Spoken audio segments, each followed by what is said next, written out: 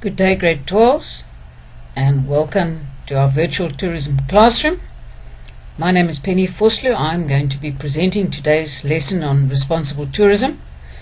I'm a tourism teacher from the Nelson Mandela Bay district. Before I start, a huge thank you to the subject advisor for tourism for Nelson Mandela Bay Zone 1, Erika Ferreira, who has compiled the material for today's lesson. And also a thank you to the E-Teaching and Learning Directorate of the Eastern Cape Department of Education, who have made this initiative possible. Now, if you've been following the lessons up until this point, you will know that we are now going to go across and take a look at your curriculum so that we all understand exactly what is required of us in this topic of the work. Okay, you will see on your screen at the moment responsible tourism and tourists. The first bullet refers to codes of conduct for tourist behaviour, and again you will recognize the social, economic and environmental pillars that I spoke about in the lesson on sustainable tourism. We also take a look at how a tourism destination can attract environmentally conscious tourists. We also need to take a look at the contribution of fair trade tourism towards encouraging responsible and sustainable practices. And you will have in your classroom, when your teacher dealt with this topic, you will have made use of case studies of companies that practice the triple bottom line approach. You will also find numerous case studies in your textbook, and you need to make sure that you take a look at those case studies so that it gives you a good idea of responsible tourism in practice. We will start with revision of the grade 10 concept. And firstly, we have the concept of responsible tourism, and there you have the definition on your screen. Responsible tourism focuses on short-term actions every one of us can take every day to have less of a negative impact on a given destination.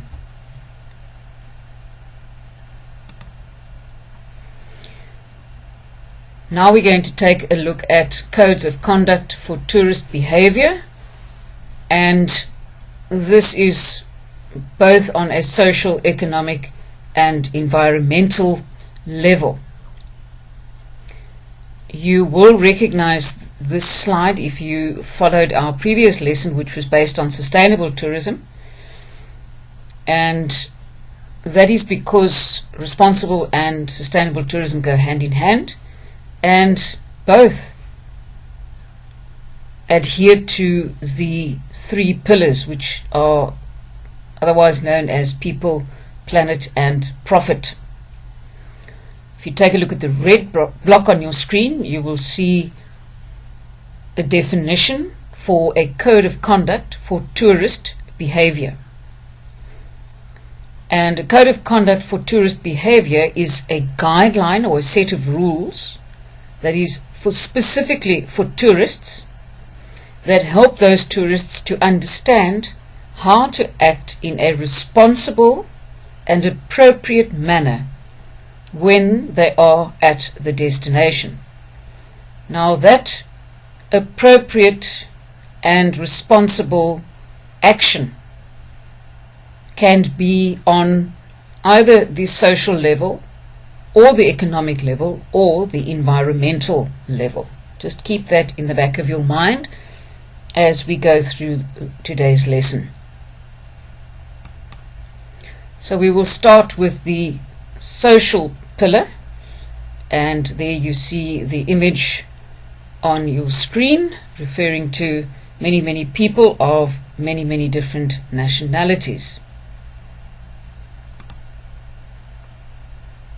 Some advice when considering how to act in a responsible and appropriate manner, particularly when you are contemplating the social level, is given on the screen in front of you. There you will see the first bullet is to research the cultural, ethnic, religious and heritage practices of the destination that you will be visiting before your visit. So find out as a tourist to that particular destination something about the culture, the ethnicity, the religion and the heritage practices before you visit the destination, because you don't want to offend anybody in any way.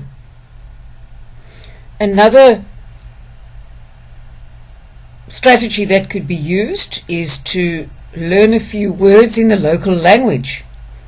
That will ensure that when you have contact with the members of the local community, that contact is meaningful and you are ensured of getting a very positive response from members of the local community if you are prepared to attempt to say a few words in the local language that they use.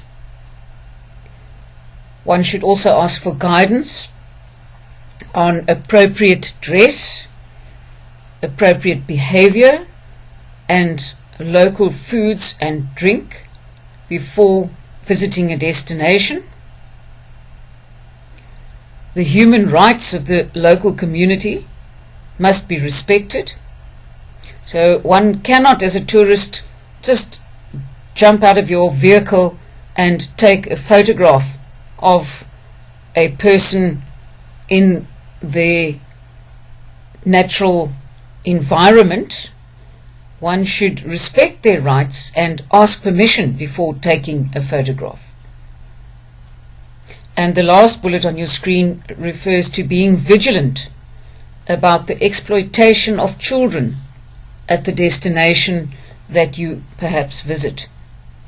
Now I just want to unpack this a little bit using the images that are on the screen. The bottom left hand side you will see is a fantastic variety of cuisine that is on offer at a specific destination.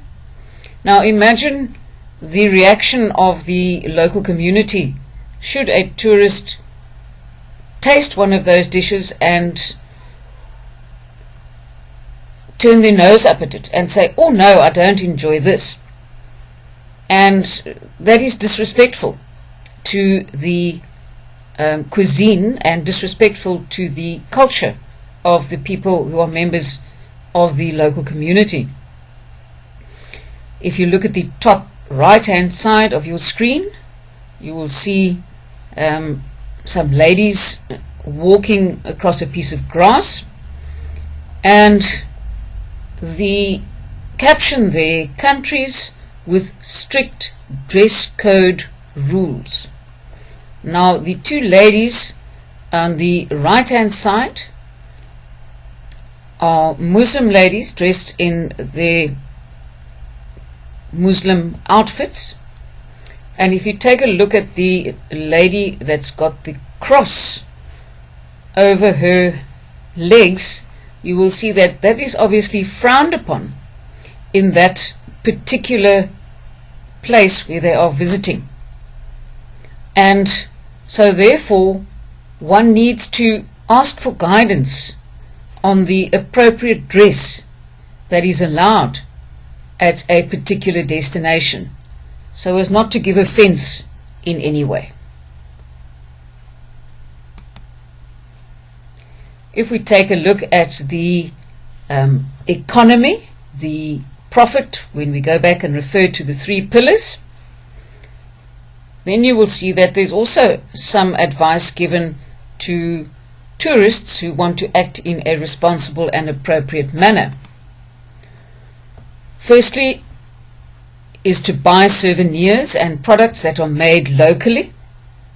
So when visiting a destination, don't go out and buy a souvenir that is made in a total different area of the country or even a totally different area of the world. Rather support the local artists and people making crafters that are making souvenirs, and buy their products. And that will, I'm sure you'll remember, go back to what I've said a few times in the past, and that is that will stop economic leakage, but also lead to the multiplier effect coming into play. One should also be aware of tipping and bargaining practices when touring. Different countries have different practices with regard to tipping of somebody who has delivered a service, and one must be cognizant of what the tipping practice is at that particular destination where you are, because you don't want to offend by tipping somebody, but you also don't want to offend by not tipping somebody.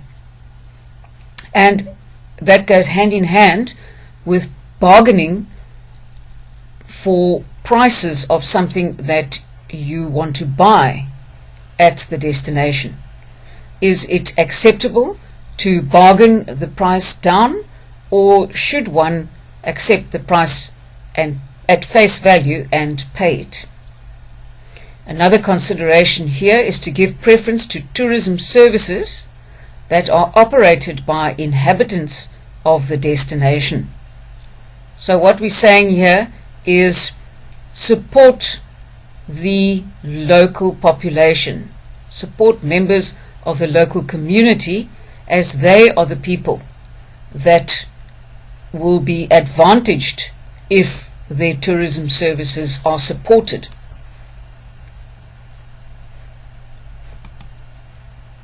When taking a look at the environmental pillar, otherwise known as planet,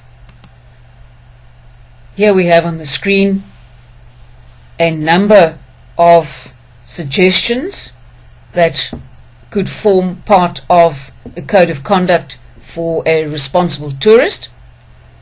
Firstly, the tourist should be informed about recycling practices at the destination, where recycling takes place, how recycling takes place, and we speak about the 3 R's: reuse, reduce, and recycle. And those are practices that any responsible tourist should support. As a responsible tourist to a destination, you should reduce your consumption of water and electricity during your trip, and should also not buy products that are made from any plants or animals that are in danger of extinction, because in doing so one is supporting perhaps the poaching industry, whereby animals could be poached or killed illegally, and if a tourist supports the sale of products that are made from that type of animal or plant, it could exacerbate the situation or make it worse. The following suggestion for a responsible tourist could be to select routes that cause the least impact on the landscape.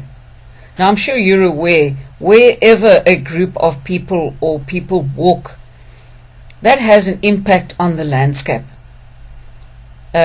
Footprints you will see at your school, wherever there's a large amount of people walking, immediately that has an impact on the landscape.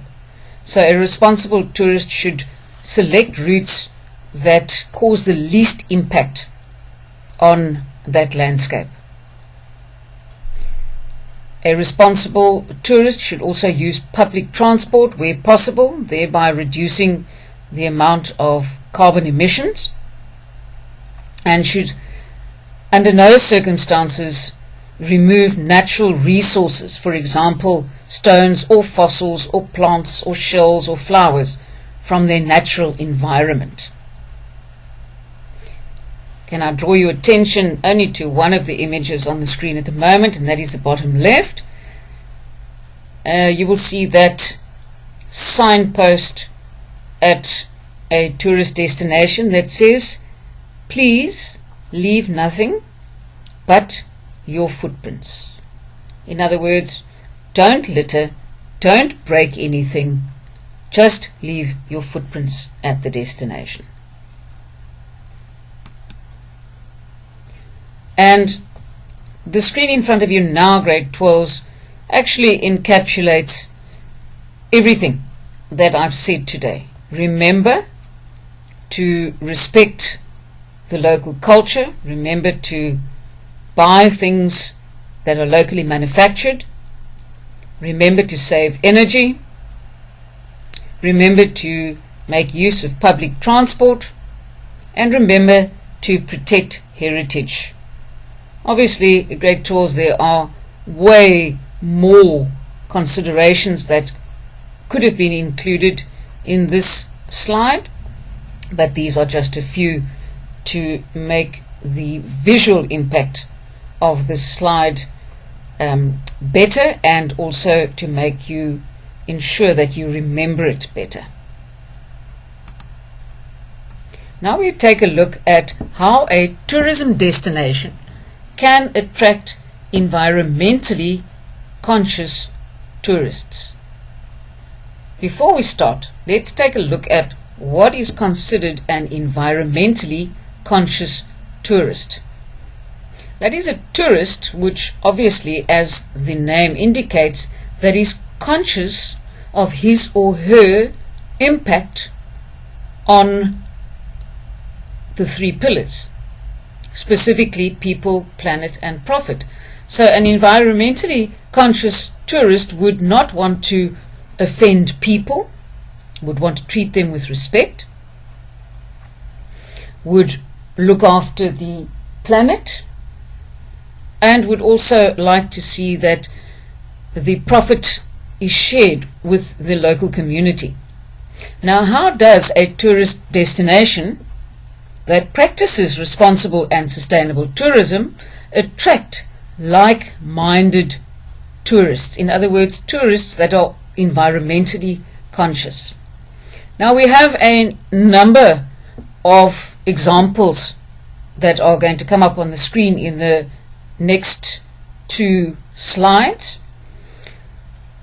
We will start with the first one: implement strategies to ensure businesses are sustainable and that they act responsibly towards people, the planet and the economic environment.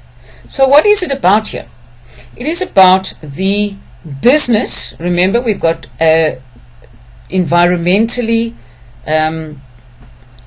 conscious business that wants to attract environmentally conscious tourists. So the business needs to have strategies in place so they inform their potential visitors that they are sustainable and that they act responsibly towards people, planet and the economic environment. In other words, to put it in simple terms, the business needs to put it out there and inform the tourists that they practice responsible and sustainable tourism. A business should also ensure that all natural assets are well protected and marketed. One cannot have natural assets at a destination that are not well looked after. They need to be protected so that they are sustained, so that they are kept for everybody that wants to enjoy those attractions. But at the same time, it's not only about protecting the natural assets, it's also about marketing them. So marketing them and telling the people out there about the way that the business protects the natural assets and what a tourist can enjoy when visiting the destination, particularly with reference to the environmentally conscious side. The last bullet on your screen reads as follows: implement sustainable tourism certification among destination businesses. Now, a sustainable tourism certification is a certificate that indicates that the business practices sustainable tourism.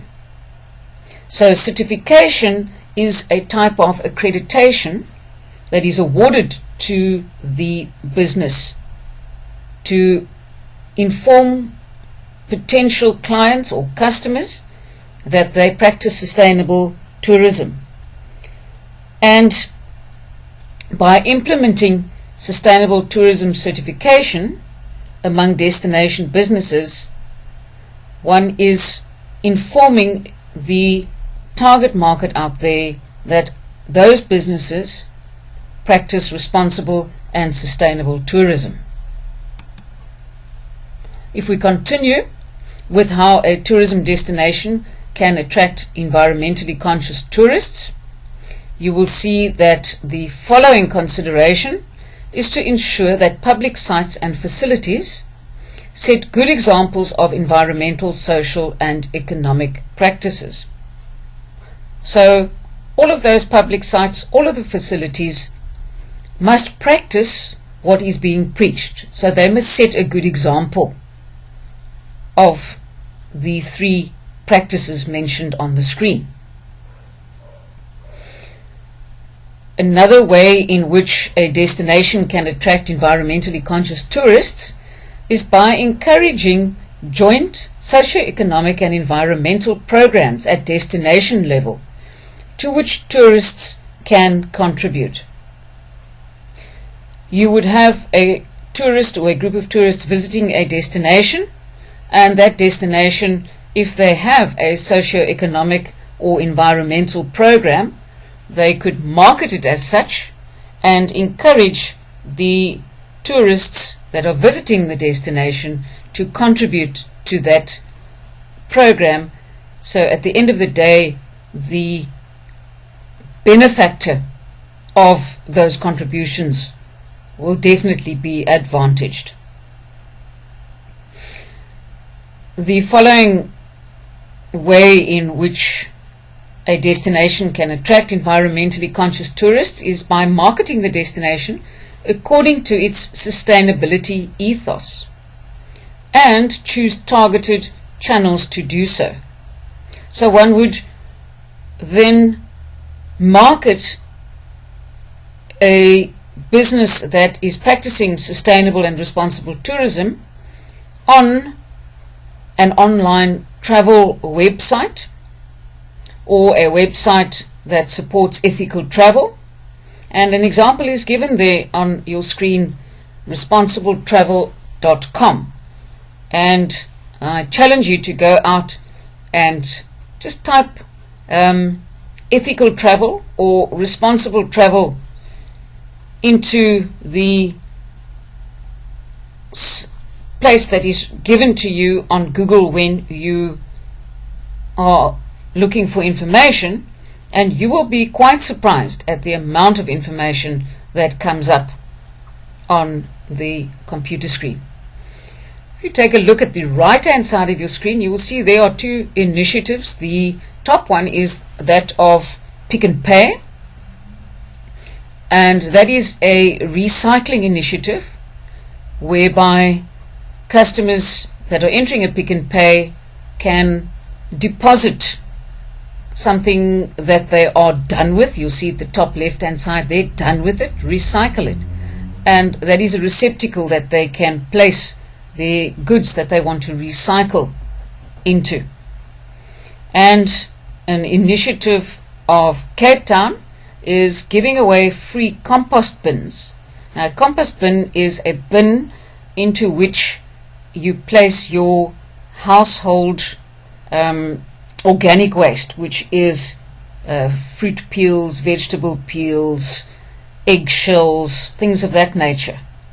And in doing that, it then encourages households to start their own compost bin, and Cape Town is giving away free compost bins. So that is a wonderful initiative to encourage the 3 R's.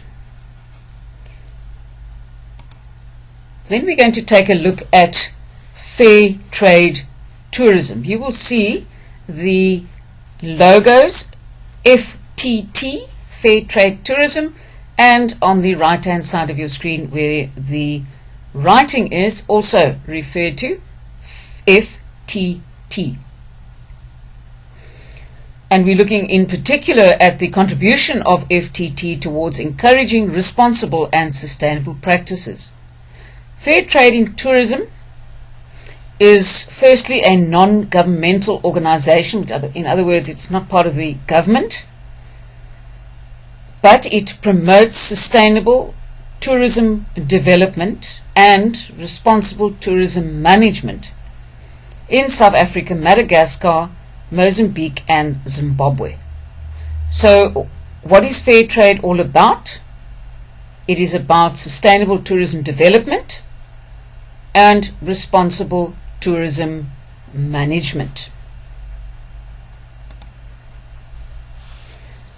If we take a look at the contribution of fair trade tourism towards encouraging responsible and sustainable practices, they have certain initiatives. Fair trade has certain initiatives that go a long way into encouraging responsible and sustainable tourism practices.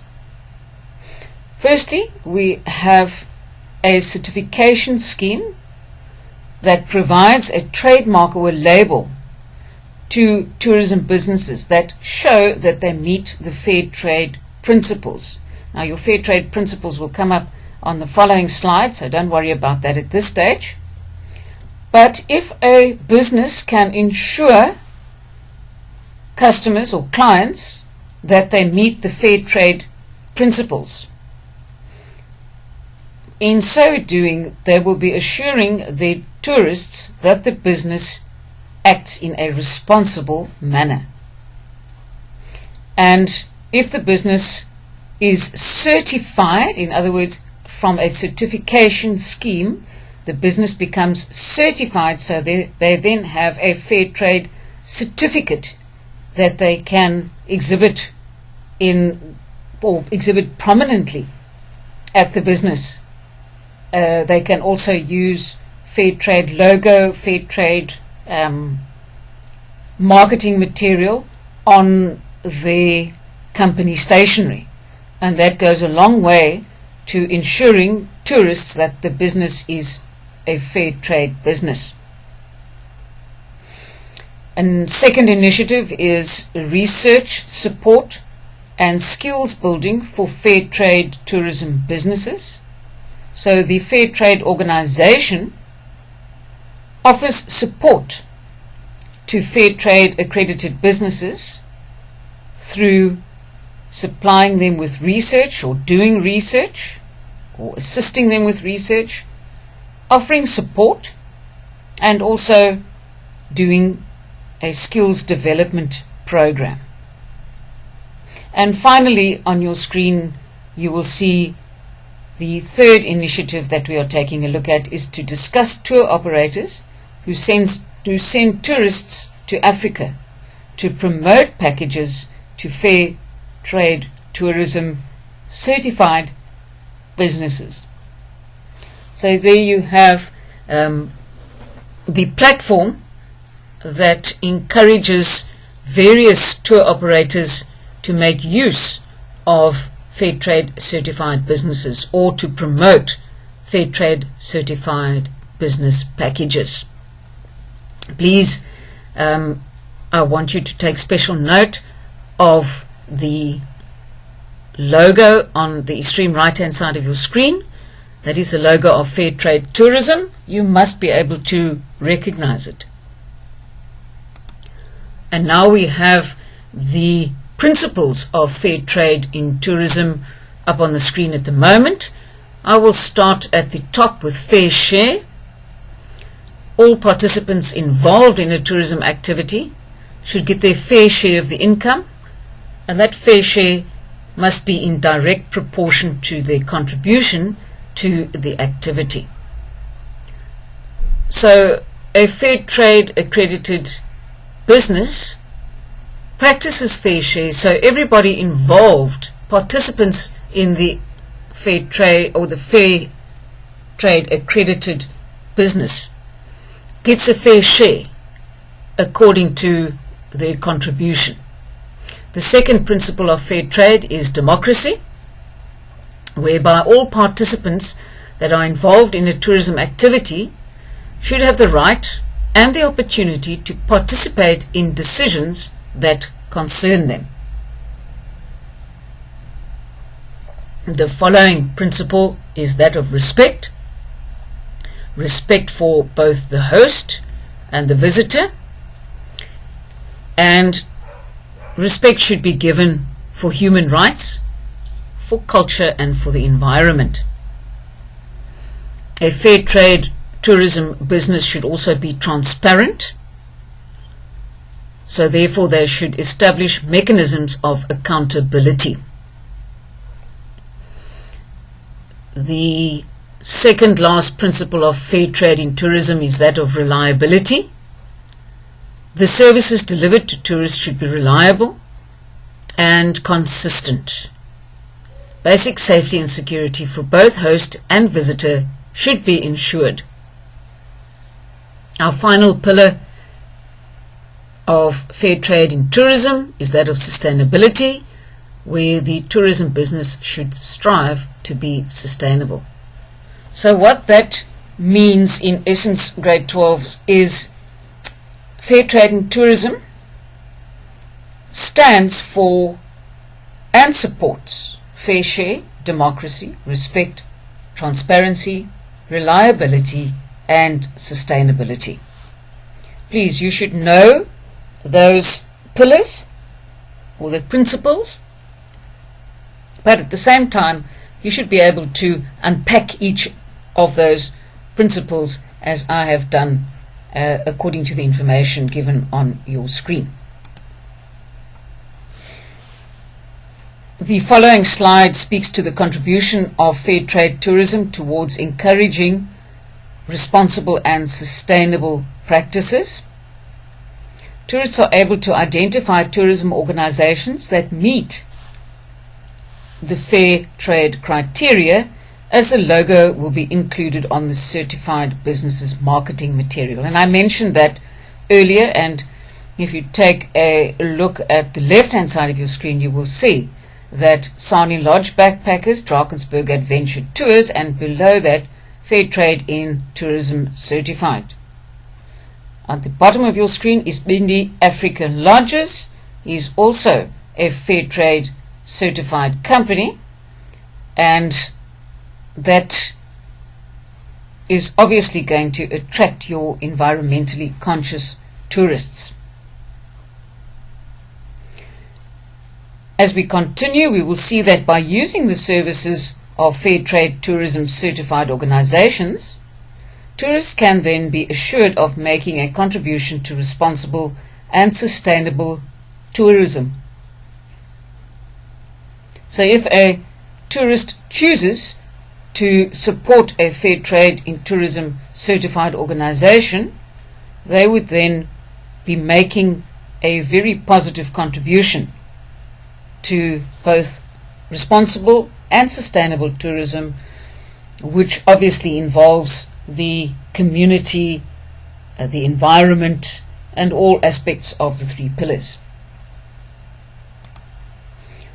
Right, grade 12, we are now at the end of our lesson on responsible tourism, and as has become the practice, we take a look at an activity from a past exam paper. This particular one comes from the November 2018 final exam paper. We are instructed to read the extract and answer the questions. Now, the extract is about the Basotho Cultural Village, our heritage. You will see the logo is given on the screen. alongside the slogan "Touch Africa Lightly." The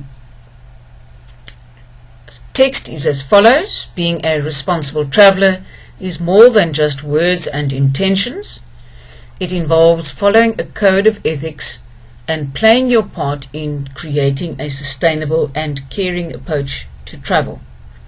And then in bold, after all, do your children not deserve to see this continent as you do today? I'd like to just draw your attention to the term "a code of ethics." Ethical behaviour is something that refers to behaviour whereby people are doing the right thing, the correct ethical thing. So a code of ethics means a list of required actions if one is to be viewed as exhibiting ethical behaviour. Your first question: explain what is meant by a code of ethics for responsible tourist behaviour. Now, you will not find that answer in the case study at all. You will have to use your background knowledge and answer that question. So what are we looking at? We are looking specifically at a code of ethics, and you are being asked what is meant by that term, code of ethics. And here you have the correct responses on the screen at the moment. These are guidelines addressing responsible and appropriate behavior when visiting a destination. In other words, guidelines to tell people how to act responsibly and appropriately when visiting a destination. And the second bullet on your screen, it includes appropriate behavioral guidelines, including the pillars of sustainability and responsible tourism. The following question: explain the meaning of, and this is quoted from the extract, "Do your children not deserve to see this continent as you do today?"